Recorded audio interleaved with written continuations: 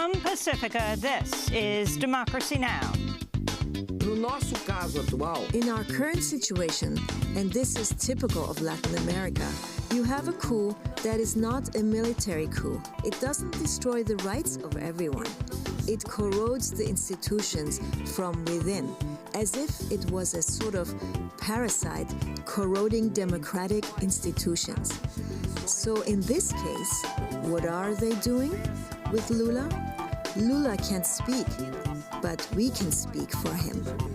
Today, a Democracy Now! Exclusive. Former Brazilian President Dilma Rousseff on the political crisis in Brazil as protests mount over the imprisonment of Luiz Inácio Lula da Silva. Rousseff said the coup in Brazil began with her impeachment and has expanded with the recent imprisonment of former President Lula, who is the frontrunner in this year's election. Then to Earth Day, this year's theme, End Plastic Pollution.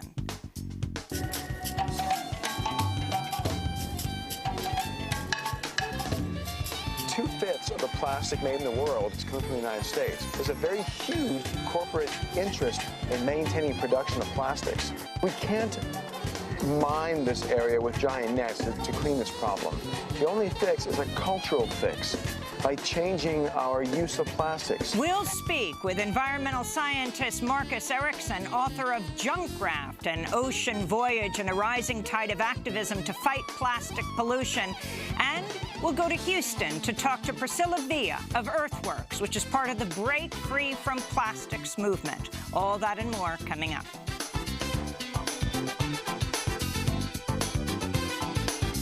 Welcome to Democracy Now!, democracynow.org, The War and Peace Report. I'm Amy Goodman.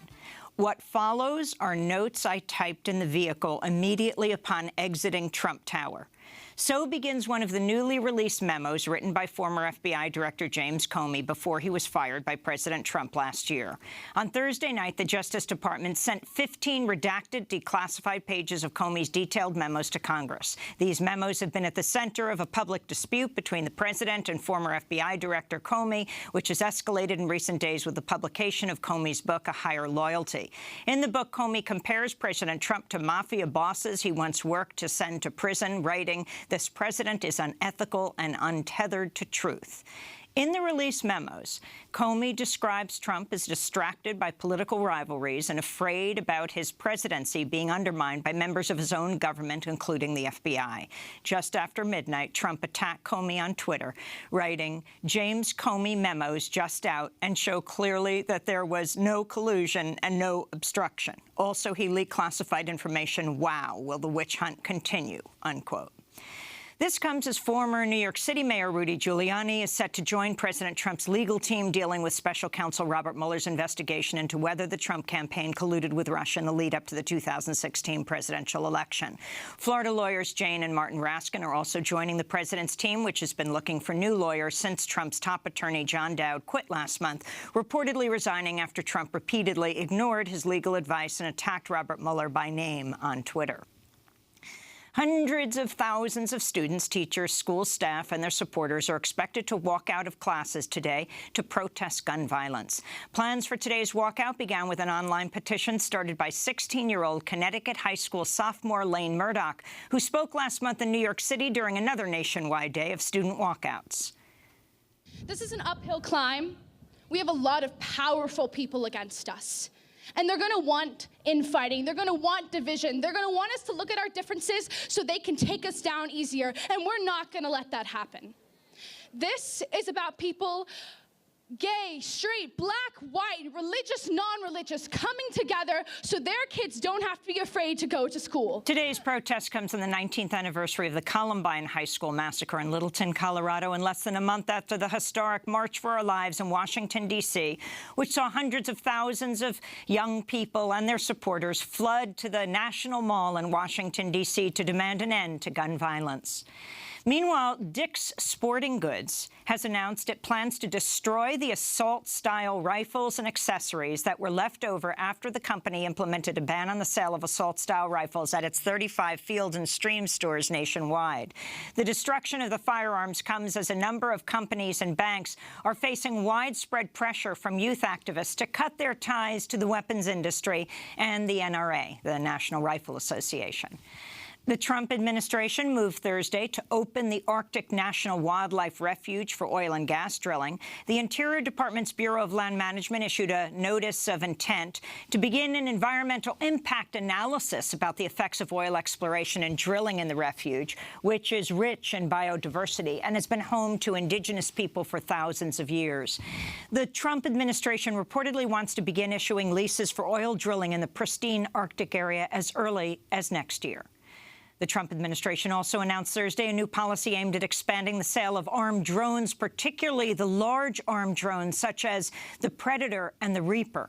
Trump's trade advisor, Peter Navarro, said the policy change will allow U.S. weapons companies to increase their direct sales of armed drones to so-called authorized allies and partners. This comes as a new report from the Security Assistance Monitor revealed Trump approved an unprecedented $82 billion in arms sales during his first year in office. In voting rights news, Kansas Secretary of State Chris Kobach has been found in contempt of court by a U.S. district judge in Kansas in a lawsuit brought by the ACLU against a state law requiring voters show proof of citizenship before registering to vote. Kobach led the Trump administration's so-called Voter Fraud Commission and is a key architect of the GOP's voter suppression efforts nationwide. In Cuba, outgoing President Raul Castro gave his final address at the National Assembly Thursday after handing power over to his successor, Miguel Díaz-Canel. During his speech, Castro slammed the Trump administration.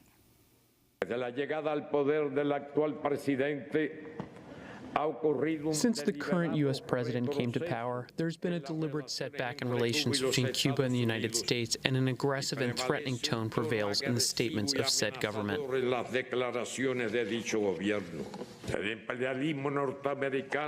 American imperialism creates conflicts that generate waves of refugees. It pursues repressive, racist, and discriminatory policies against migrants. It builds walls, militarizes borders, it makes unsustainable the pattern of production and consumption, and gets in the way of cooperation in confronting climate change. That was Raul Castro, who served as Cuba's president since 2008 when he succeeded his brother Fidel Castro. In Nicaragua, thousands of people took to the streets for a second straight day of protest Thursday to denounce a new law that'll decrease people's pensions, even as it requires workers and employers to contribute more money to the Social Security system.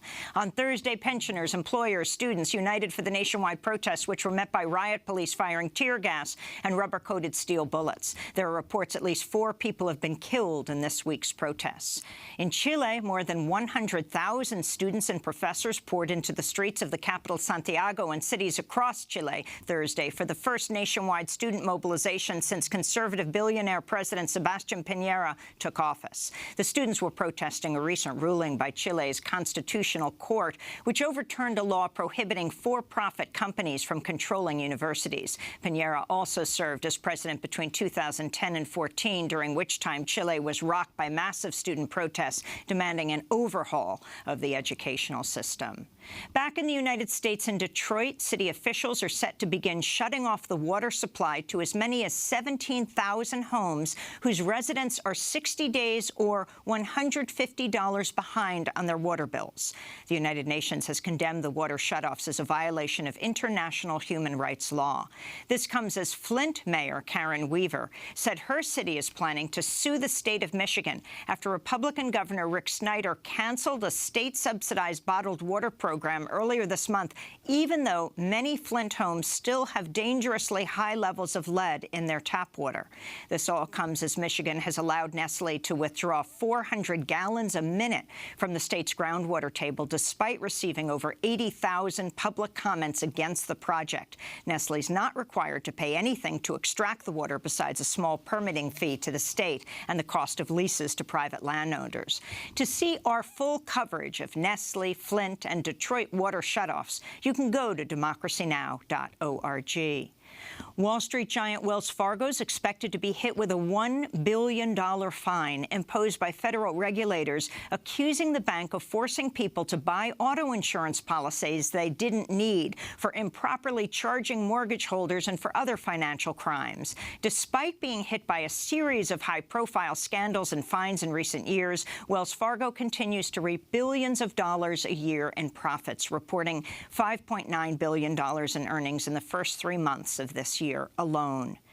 In Israel, the organizers for the Genesis Prize, known as Israel's Nobel Prize, have been forced to cancel the upcoming award ceremony after the winner of this year's prize, American-Israeli actress Natalie Portman, said she's refusing to travel to Israel to participate in the ceremony because of her distress over recent events.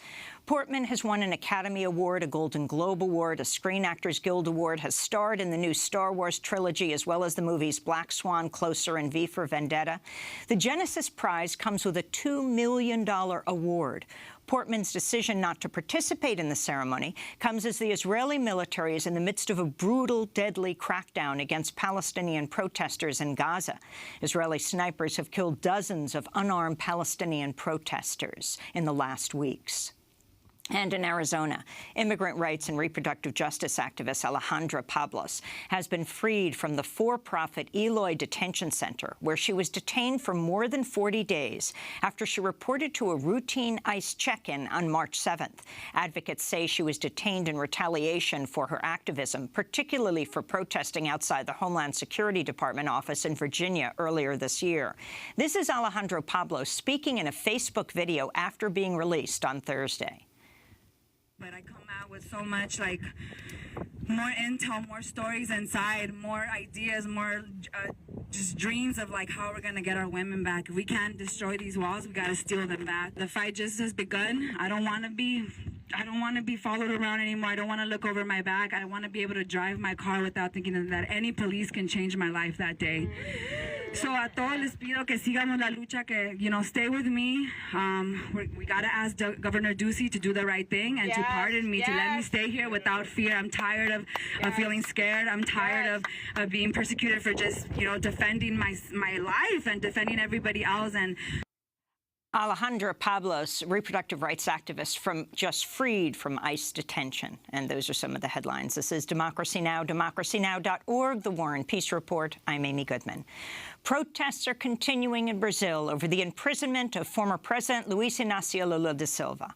2 weeks ago, Lula began serving a 12-year prison sentence for a highly controversial corruption conviction. Lula is the front-runner in this year's presidential election. His supporters say his jailing is a continuation of a coup that began in 2016 when his close ally, Dilma Rousseff, was impeached as president. Both Lula and Rousseff are members of the left-leaning Workers' Party, which has been credited with lifting tens of millions of Brazilians out of poverty since Lula was first elected in 2003. Last month, Lula spoke on Democracy Now! In one of his final TV interviews before being jailed. Estamos aguardando que os acusados We are awaiting mostrem the accusers, for the accusers to show at least some piece of evidence that indicates that I committed any crime during the period that I was in the presidency. está por detrás disso Now, what is behind that criminalização do is the attempt to criminalize my political party. What is behind that a vontade is the interest da elite política, in a part of the political elite of Brazil, a parte da imprensa, together with a part of the press, papel do poder judiciário, reinforced by the role of the possa ser judiciary in preventing Lula from becoming a candidate in the 2018 election. You can go to democracynow.org to see the full hour with Lula. Earlier this week, he was dealt another setback when Brazil's 4th Federal Regional Court denied his latest appeal. Meanwhile, hundreds of Lula supporters have set up an encampment outside the prison where he's being held in the southern city of Curitiba. On Thursday, the Argentine Nobel Peace Prize winner, Adolfo Pérez Esquivel, traveled to the prison but was blocked from visiting Lula Lula. Esquivel recently announced he would nominate Lula for the Nobel Peace Prize for his role in fighting poverty and economic inequality in Brazil. Esquivel spoke to supporters of Lula outside the prison. Creo que hoy Brasil vive un estado de excepción. I think that today Brazil is in a state of exception. There is a coup d'etat against President Dilma Rousseff, and now there is the entire campaign against President Lula. Entonces hay que pensar qué tipo de democracias tenemos. So we have to think, what type of democracy do we have? Not only here in Brazil, but in all of Latin America. And we have to continue developing an international campaign until Lula recovers his freedom. Free Lula. Lula libre. The Nobel Peace Prize winner Esquivel was speaking outside the Curitiba prison. Meanwhile, about 100 members of the homeless workers movement and the People Without Fear briefly occupied the vacant beach apartment, which is at the center of the Lula case. Lula was accused of receiving the apartment as a bribe, even though no documents have emerged actually linking the former President Lula to the apartment, which he never lived in. The protesters hung a banner reading, "If it's Lula's, then the people can stay here. If it isn't, why is he in jail?" Well, earlier this week, I had a chance to interview former Brazilian President Dilma Rousseff.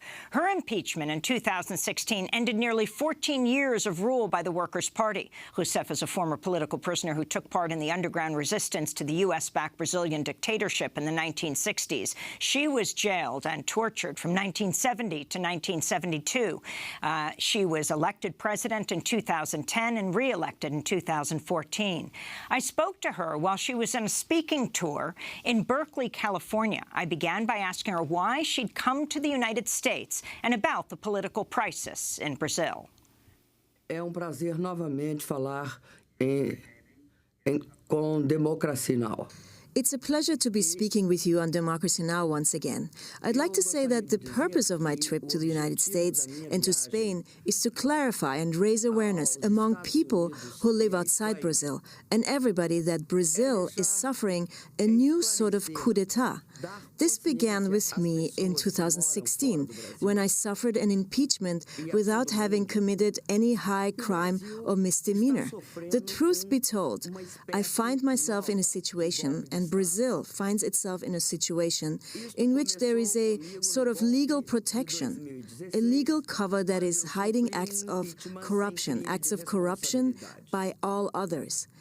And it produces indictments against members of the Workers' Party and against President Lula. I suffered an impeachment. That impeachment was the opening act of the coup. I was impeached without committing any crime. From there, the process has become much more radical. Adota-se uma agenda que não foi aprovada nas eleições. An agenda was adopted that was not approved in the elections. An agenda that is about curtailing the rights of the poorest and of workers, to destroy social policies guaranteed that 36 million would be lifted out of poverty. That took Brazil off of the map of hunger of the UN. So many gains that we saw in the last decade. And what has happened? The coup-mongers today do not have any political expression. They were condemned by the population, and so they don't have a relevant situation for the upcoming elections in 2018. What they have done, actually, is to open up a Pandora's box, a box of the monsters, and they took out of this box the extreme right, which today is represented by President candidate Captain Jair Bolsonaro, who on the day that my impeachment was voted on in the lower house, he voted in favor of torture and a military dictatorship. So what is the situation in Brazil?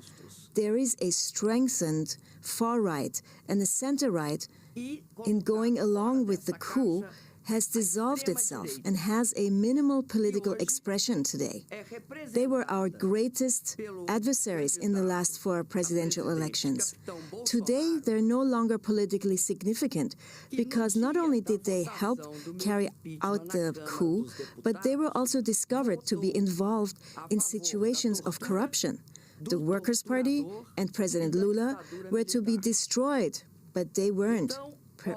President Lula, from the beginning of last year, in every opinion poll, has twice as many votes as the candidate, Captain Jair Bolsonaro. Lula has more than 30%, and Bolsonaro has less than 16% support. And there is not a center. The center gets 5%, 4%, sometimes 6% of the support in the polls. So why have they convicted Lula? A razão política é porque se faz golpe de Estado, the political reason is because if a coup d'etat is carried out, if a president who is legitimately elected is removed, if a set of illegalities are carried out, including the coup, one cannot not allow the election of Lula to be closed off. So what do? They removed Lula from the presidential campaign, accusing Lula falsely of having committed a crime of corruption. What is the crime of which they accuse Lula? They accuse Lula of committing a crime of passive corruption, which entails a 280 square meter apartment or a home with 3 floors. They say that he committed a crime in order to receive that house. Now Lula is not the owner of that house. He does not have possession of the house. He doesn't use the house. He has never been in that house. So what we are seeing in Brazil is lawfare. The law is being used to destroy the citizen status of one's enemy. The enemy in this case is President Lula. That means that they're using the law and legal procedures to wage a political struggle and to engage in political persecution in a way it's very similar to what was done against me. Because in the process of my impeachment, they said, but we are following through on every single legal procedure. Yet the accusations were unfounded. Me acusaram de praticar atos. They accused me of engaging in acts that every president before me has carried out. They were not crimes when the other presidents engaged in such acts. And they weren't crimes when I took such action. They were provided for by the law. Many have asked us, why don't you choose another candidate, since the polls show that a person supported by the Workers' Party and supported by Lula would be well positioned to run in the election? Our answer is because accepting this is accepting that Lula is guilty. And for us, it is more than proven that he is innocent. So accepting that is accepting political persecution, and it would make it official.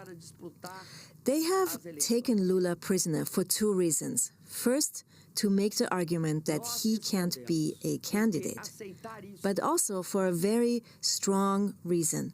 That is not to let him speak, and that is clear in the very argument of the measure that requires that he begins serving the sentence immediately. Because Lula today is in a situation in which he is being isolated. He is in a situation of solitary confinement. I was a political prisoner during the military dictatorship that followed the military coup. At that time, no doubt, the situation was one of open violence. People were taken prisoner, they were killed, they were tortured. All rights were violated. The right to freedom of expression, the right to freedom of the press, the right to organize. All of these rights were done away with. In our current situation, and this is typical of Latin America, you have a coup that is not a military coup. It doesn't destroy the rights of everyone. It corrodes the institutions from within, as if it was a sort of parasite corroding democratic institutions. So in this case, what are they doing with Lula? Lula can't speak, but we can speak for him. Brazil's democracy is being mitigated. It's being diminished. Qual é o nosso papel? E por que eu viajo e venho aqui? What is our role? And why am I traveling? And why am I here in Berkeley? I went to Catalonia. I went to Madrid. I was already in the East Coast and some U.S. universities. I have been in France and Germany. Why? Because we have to draw on all possible means to not allow this way of wounding democracy, which in our case is a fragile democracy. We emerged from the dictatorship in the 1980s, and Lula is an example of this phenomenon, because they don't want Lula to speak. They want Lula to be isolated from the whole world at this time, because they see him as a representation of everything that turned back the coup in Brazil. Like any coup process, it cannot be sustained if it doesn't become radicalized, if it doesn't become deepened. And so it's a very risky situation for Brazil's democracy. Indeed, it goes to the very cornerstone of democracy, which is to say that the justice system must not be politicized. The justice system has to be absolutely neutral, and it has to enforce the law, not as a political instrument, but as an instrument for the truth expressed in the Constitution.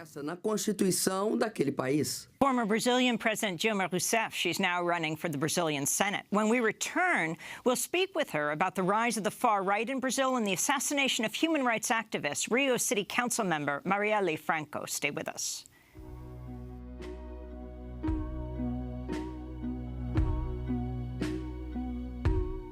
It's been 7 hours and 13 days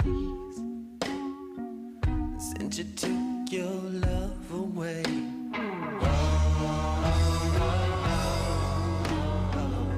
I go out every night and sleep all day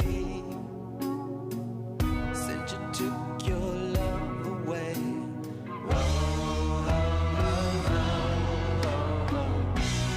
Since you've been gone, I can do whatever I want. I can see whomever I choose. I can eat my dinner in fancy restaurants, but Nothing Compares to You by Prince, a studio recording from 1984 released for the first time this week. The song was made famous when Sinead O'Connor covered it in 1990. This is Democracy Now!, DemocracyNow.org, The War and Peace Report. I'm Amy Goodman as we return to our exclusive interview with the former Brazilian president, Dilma Rousseff. I spoke to her while she was in Berkeley, California this week. She's on international tour to raise support for the imprisoned former Brazilian president, Luiz Inácio Lula da Silva, who's the front-runner of this year's election. I wanted to ask about Jair Bolsonaro, the far-right presidential candidate who's been running in second place in the polls. On Friday, he was charged with inciting hatred and discrimination against blacks, indigenous communities, women, and gay men and lesbians, trans people. He's facing 3 years in prison if he were convicted. Going back in time, during his vote in favor of your impeachment, as you pointed out, Bolsonaro dedicated a moment to one of the men who tortured you while you were imprisoned, while you were a political prisoner. Can you talk about both? Posso sim. De fato, yes, I can indeed. The far right in Brazil, like the far right everywhere, is anti-woman, anti-black, anti-indigenous persons, and it is in favor of ending all oversight. And they struggled for this. They want to end any oversight of labor work situations analogous to slavery that continue to exist in Brazil. They are full of prejudice and intolerance, and they believe that they can resolve the most complex problems using brute force of violence, open violence. What happened in the vote in the impeachment process that I suffered, well, legislator Bolsonaro cast his vote paying tribute to the military dictatorship and torture, and the torturer, whose name was Carlos Alberto Brihante Ultra, in casting his vote, he paid tribute to this man who was a torturer in Sao Paulo, and he was recognized in all of the processes of truth and justice that unfolded in Brazil. He said the following to pay tribute to someone who brought terror to President Dilma Rousseff, a person who is capable during an impeachment proceeding to justify his vote in this manner is a person who sows hatred. He spreads hatred because he only understands one language, the language of violence. The history of humankind has already shown that it is repeated, but in recent years, democracy has been growing worldwide. And today, what we are bearing witness to, unfortunately, in Brazil, is the return of the far right, which since the re-democratization of the country has never expressed itself in such clear terms. And that is due to the fact that to bring about political conditions to carry out a coup by means of an impeachment when there's been no high crime or misdemeanor, they had to open up that box of monsters, and the Brazilian far right pushed that and has now destroyed the political center and the center right because the center right was pro-coup.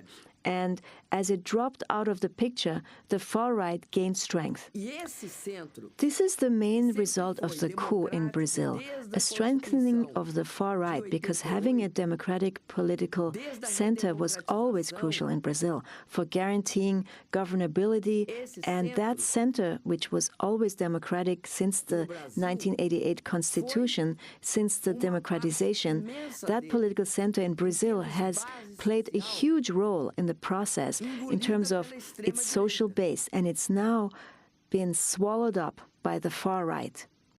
Era inimaginável que candidato de extrema. It was unimaginable that a candidate of the far right might run in presidential elections and be in second place or polling second, and the political parties were always of the center left and the center right. Lula is not a radically minded person. He's a conciliator. He has not compromised on his commitment to the poorest of the poor, the workers, and the national sovereignty. But he is known as someone who builds bridges. Now you have no way to build bridges when those with whom you had been building bridges became coup mongers and are suffering a huge defeat. This is what resulted from a process that began in 2016 with my impeachment. This coup is not just my impeachment. The coup is a process that began with my impeachment. It has a second phase, which is adopting an agenda that was defeated in the elections. The effect of all this, with no doubt, is to destroy the center-right in Brazil, to lift up the far right, and therefore they only have one way to win, which is to believe that if they remove Lula, a candidate of the center-right might be constructed. Pode ser construído. Do you see, President Rousseff, victory by Bolsonaro? Again, he's been charged with hate crimes. We'll see what happens. Could the Brazilian military come to power through him? The Brazilian military dictatorship, of course, you knew well, imprisoned during that period and tortured yourself. Sim, de fato, eu fui presa. Yes, indeed. I was a prisoner. I was taken prisoner in 1970 by the military dictatorship, and I was in prison for 3 years. I believe that in Brazil there is no situation of a military coup today. I think that the far right in Brazil is a civilian far right. It may include army officers such as Bolsonaro, but the far right is not a result of the military. It's not a military product. What is the far right in Brazil? It has very deep roots in Brazil's history. Brazil was the last country to abolish slavery. We abolished slavery formally in 1888. Unlike the United States, we had slavery in every state of Brazil. In Brazil, we have a tradition of violent control of the population, and there is an appearance of what I would say is a softer sort of situation, because violence is suffered by those who are at the bottom of the social scale, and here's much less violence faced by those who are middle class and up. What is the situation in this impeachment process? Well, all of those routes, many of them encouraged by different organizations and foundations in Brazil and outside of Brazil, they create movements such as the so-called MDL, movements that are introducing a very major form of violence. For example, we had a caravan going through the south of Brazil 20 days ago. Now, to prevent us from reaching the cities and the public plaza and to keep us from talking with the people, they didn't want to let our caravan enter the cities, and so they shot at our buses. I don't believe that violence in Brazil has military roots. This man, Captain Bolsonaro, was expelled from the army for lack of discipline and misconduct. I'm not sure if I understood your question exactly, but this is my answer to what I understood the question. I just meant, could his becoming president be a path for the military to take more power? It's hard to know, but I believe that if he were to win the election, it's not a question of the military gaining power. The civilian right in Brazil is extremely violent. Even during the military dictatorship, it was civilians who also instigated the coup. After they instigated the 1964 coup, the military came to power because it was the right-wing political leadership that instigated the coup. They went to the military barracks to instigate the coup. They believed that they would come to power after the coup. It was the military powers that assumed control of the process and ran Brazil for 21 years. I believe the situation is different today. There is a part of the armed forces, the majority, I would say, which I believe defend the Constitution and defend democracy. But there are obviously segments that do not, and that could indeed align with the government under former Captain Bolsonaro. Now, I can assure you, he is sufficiently far-right to come up with and present a fascist proposal for Brazil with all of the characteristics of fascism. For example, defending the idea that conflicts can be resolved simply by resorting to violence, this is a major characteristic of fascism. They consider, for example, all women's issues they consider to be a deviation. They have a position that is very much against the LGBT population, especially gays. At this time, they are insisting that they have no racial prejudice, but throughout their history, they displayed great prejudice against blacks in Brazil, who represent the majority of the population. Uma parte majoritária da população. I wanted to ask you, President Rousseff, as you talk about attacks on gay men and lesbians, I wanted to ask you about the leading LGBT activist, human rights activist. I wanted to ask you about the assassination of Marielle Franco and her driver on March 14th. Just this past weekend, thousands of people took to the streets once again. She was assassinated in Rio, took to the streets once again, demanding answers in her murder. Interestingly, Flavio Bolsonaro, the son of the presidential candidate Jair Bolsonaro, when she was killed, wrote a tweet that said, you know, my sympathies to her family and the family of the driver. We disagreed politically, but he condemned the assassination, and then he deleted the tweet. He's a state legislator in Brazil. But can you talk about the significance of Marielle's assassination and what you feel needs to happen right now? Eu acredito que o assassinato da Marielle. I believe that Marielle Franco's assassination shows a moment of opening the door to open violence in Brazil.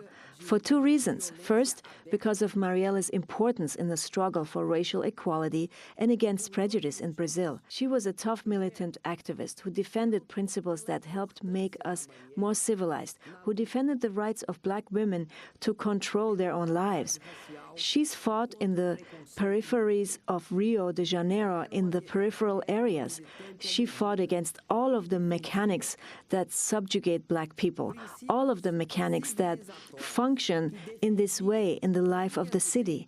And she was very committed to evaluating processes that would associate crime with politics. So first, Mariela's assassination is a barbaric crime against a black woman activist. She represented a new moment in the life of the country, and since she was a member of the city council, it is a very open way to challenge power. Why? Because the illegitimate president had decreed federal government intervention. Eu acredito que a coisa mais importante é perceber. I believe that the most important thing is to realize that Mariel's assassination, supposedly by the militia, should be considered a very important moment. Those responsible must be investigated and punished. Thus far, not a single detail of the investigation has been made known to the public to say that they're getting anywhere close to punishment. We hope that the Brazilian state will punish the assassins as soon as possible. Now, it's important to note that the assassination of Marielle is part of a rising wave of violence. Violence against activists and social organizations such as the landless workers movement, such as students, such as homeless persons. Those persons have also been subject to imprisonment. Some have been killed, and I believe that it's part of this general picture of institutional lack of control that was created by the recent coup, so much so that the state of Rio de Janeiro is under federal intervention, an extreme measure that was never adopted in Brazil ever since the return to democracy. The federal government has intervened in the public security situation of a state, has assumed control by deploying the armed forces.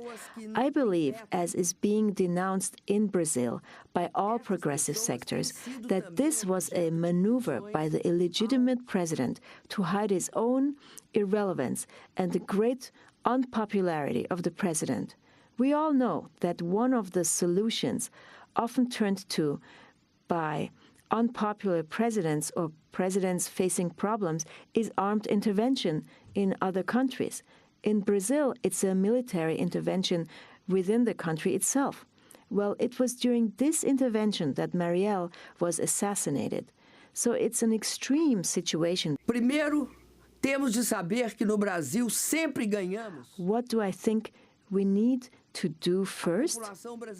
We have to know that in Brazil, the Brazilian population always won when there was democracy. The rights of the population were recognized, conditions to struggle for better opportunities improved for services that would be more broadly acceptable. The rights of the population were recognized, conditions to struggle for better opportunities improved for services that would be more broadly accessible to the population as a whole. Today, we are living in a mitigated, corrupted democracy. We have to struggle to expand democratic spaces. They often told me the following: why are you going to the Senate if you know the outcome? It's like you're playing with a marked deck of cards. Accepting the conditions of impeachment? No.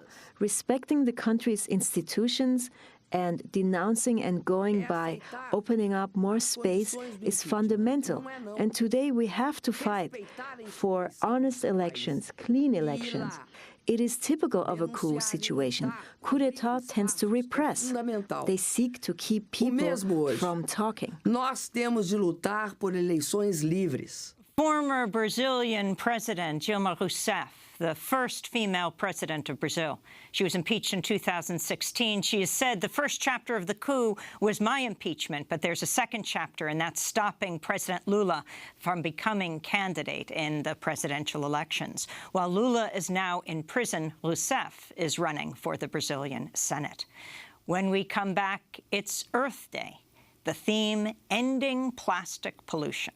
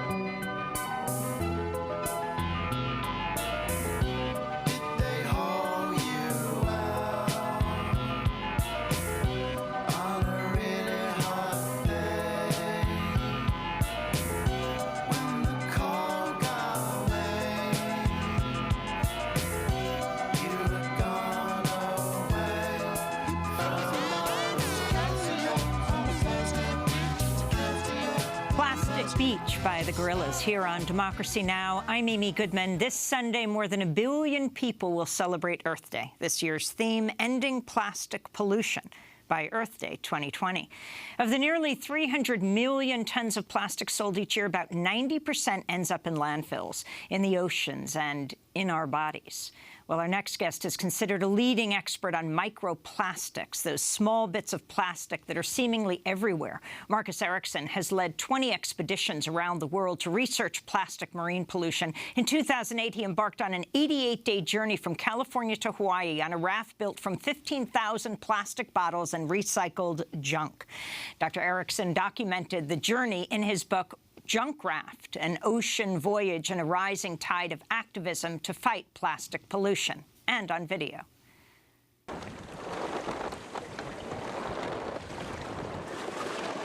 What you see here is a bunch of zooplankton and plastic. That's the same size pieces we find inside the stomachs of these fish, the lanternfish, the myctophids. Now you're here in the middle of nowhere and you still find this trash. The human footprint is everywhere, everywhere you go, on top of mountains, bottom of the ocean. Evidence of us. 5 years earlier, Dr. Erickson had rafted the Mississippi River and wrote about his experience as a Marine in the 1991 Gulf War in the book My River Home. Erickson's work on discovering plastic microbeads in the Great Lakes led to the Federal Microbead-Free Waters Act of 2015. Well, Marcus Erickson joins us now from Los Angeles. Welcome to Democracy Now! As we lead into Earth Day, first explain what microplastics are. Lay out the challenge to the world. So microplastics are small broken down fragments from larger items. Those are your secondary microplastics formed by things falling apart. For example, in the oceans, we often find bottles. Here's one bottle. You can see the edges all bitten off, so animals are tearing larger plastics into smaller bits. The sun breaks them down, makes them brittle, waves and crush it. So what we're finding is a lot of the trash that leaves our land out to sea via our rivers are beginning to form bigger items into smaller items. That microplastic forms near shore. By the time I get to the middle of the ocean, I'm hardly finding any big items, a few fishing buoys and nets, but a smog of small particles everywhere. So explain these microplastic beads everywhere. Well, the micro beads, that was a primary microplastic. They were designed to be small, and those are the ones that we saw in our facial scrubs and toothpaste that Obama signed the Microbead-Free Waters Act in 2015. So microbeads, we've been able to do away with through some great campaigning, but the microplastics are just everything that breaks down to small particles, and we have found them in the middle of the oceans, all the 5 subtropical gyres, Antarctica, the Arctic. We have found them frozen in sea ice, and the deep sea floor sediments. So the distribution has gone global of these small bits, like as big as a grain of rice or smaller. They're everywhere. What is the impact of plastics on human beings, Marcus? On us, well, you can say it's twofold. One is the issue of plastics as waste that contaminates other living things, including fish, that the world depends on.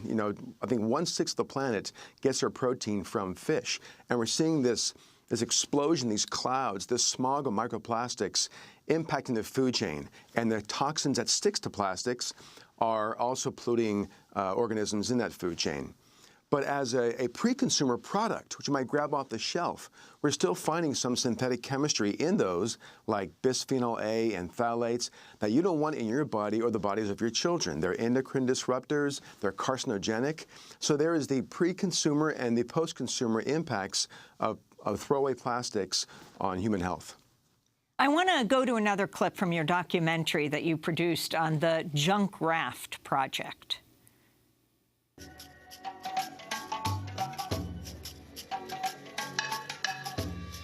2/5 of the plastic made in the world is coming from the United States. There's a very huge corporate interest in maintaining production of plastics. This is what the ocean looks like 2,000 miles from the California coast. Now, this is roughly 3 football fields netted and consolidated into one jar. But keep in mind, there are 9 million football fields of area in the North Pacific, and it all looks like this. So we can't mine this area with giant nets to clean this problem. The only fix is a cultural fix by changing our use of plastics.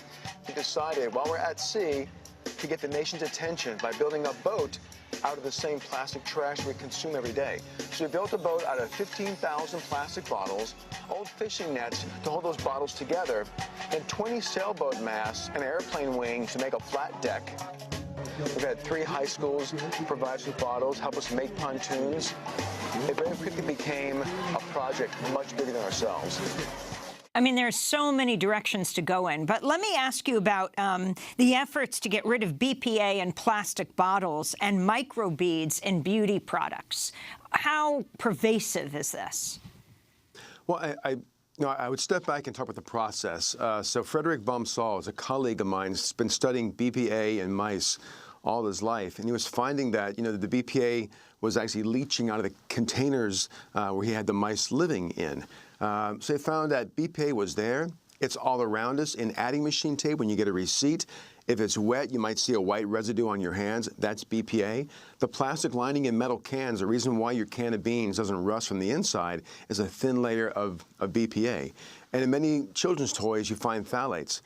And talking with Dr. Bomsall, his science work, it was such a challenge to get that into the hands of producers and say, okay, your science says it's a problem, let's stop. Instead, it was a long, drawn-out fight to get phthalates, BPA, out of water bottles, out of children's toys, and the fight continues to get them out of other areas where BPA gives us some exposure. So I think, that was a challenge. With microbeads, the same thing. I can tell you the science work that I did on microbeads in the Great Lakes with Sam Mason, a colleague of mine, that was just the start. There was a huge coalition organized by many colleagues in different organizations that do advocacy work, working together with the same science foundation. The information was there. We had the videos and the photography to share of animal impacts by microbeads. Then we had sample legislation, and we had some champions in the White House. And within, a couple years after publication, this massive coalition brought the bill to Obama's desk, and he signed it. And again, it's this long, drawn-out fight for things that are obviously wrong and need to be fixed. From Seattle to Malibu, cities have banned certain plastics. The UK and Kenya, for example, have announced plans to ban some plastics countrywide. Talk about the efforts around the country and the world, and states also circumventing cities, trying to prevent them from banning plastics. Well, it's fabulous to see there's this movement growing, around the world. The Break Free from Plastics movement. It established about a couple of years ago. We now have over 1,060 organizations that have come under this value statement about single-use plastics, and they have no place in society because of the negative externalities.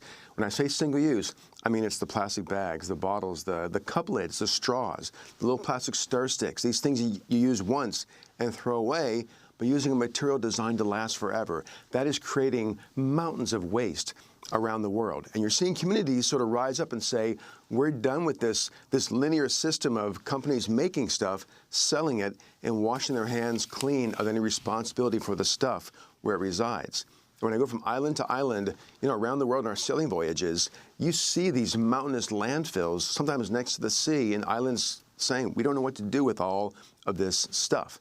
Now, I can talk about one of the challenges here in the United States. It's a concept called preemption.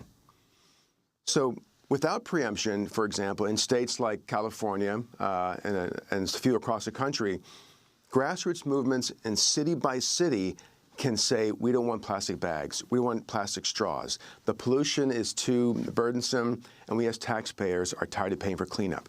So communities and grassroots movements are working, and they're succeeding town by town. What preemption does, it's been an industry-sponsored bill that goes from state to state and tells the states to tell their cities that you can't do that anymore.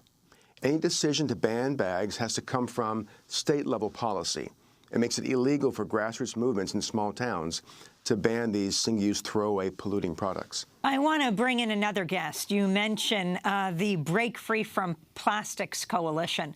Let's go to Houston, what some call the Petro Metro, the petrochemical capital of the United States. Texas alone produces nearly 3/4 of the country's supply of one of the basic chemical building blocks for making plastics, ethylene, much of which is derived from oil extracted through fracking. So we're joined by Priscilla Villa, the South Texas organizer for Earthworks. She recently helped host the first U.S. meeting of the Break Free from Plastics movement that seeks to raise awareness about the link between plastics in our water and oceans and pollution from oil and gas extraction and refining related to plastics. Priscilla, welcome to Democracy Now! Talk about what you're doing and the whole cycle from oil fracking to plastics. Hi, good morning. Thank you so much for having me. So the meeting that we had in Houston was the first U.S.-based Break Free from Plastics meeting that we hosted alongside with Tejas. One of the main reasons that we had this meeting was so that organizations who are working across the life cycle of plastics could really get together and talk about how we can support our work along this life cycle of plastics. So the work that Earthworks specifically does, we focus on extraction and the issues that go along with fracking. So when you're talking about a fracked well and we're fracking for oil and gas, one of the byproducts is a natural gas liquid called ethane. So ethane in and of itself is not necessarily useful. It's been considered a waste product. But in order to make it something, to turn it into plastics, you first have to crack it. So there are all these facilities along the Gulf in Pennsylvania that are called crackers. And so these facilities crack ethane into ethylene. And then ethylene, you have these ethylene pellets that then get exported out and eventually turn into plastics. And those are the main building blocks, as you said, of plastics. And Texas aiming to be the plastics capital, or Houston, of the country?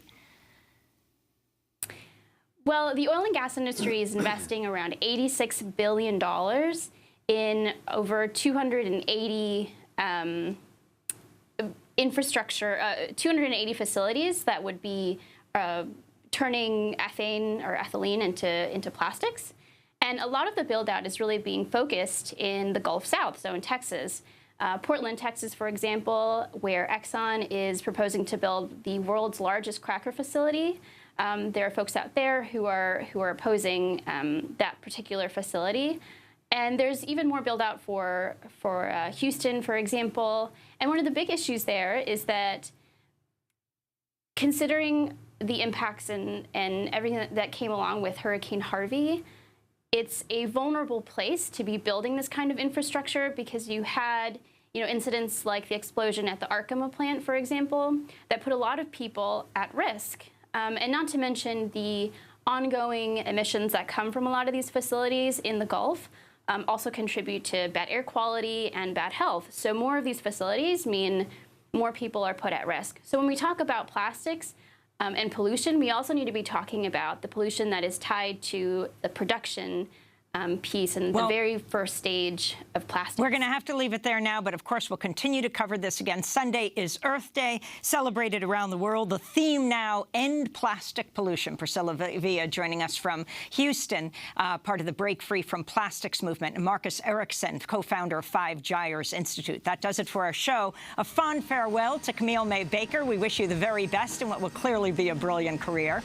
Tonight I'll be in Lincoln, Nebraska at the Rococo Theater, 8 p.m. Hope to see you there, celebrating KZUM's 40th anniversary. Saturday night, Democracy Now's Juan Gonzalez will be speaking at Lehigh University in Bethlehem, Pennsylvania. And on Tuesday at noon, I'll be speaking in Teaneck, New Jersey at the Puffin Cultural Forum. All welcome. Democracy Now! Accepting applications for our paid year-long social media fellowship. Check out democracynow.org.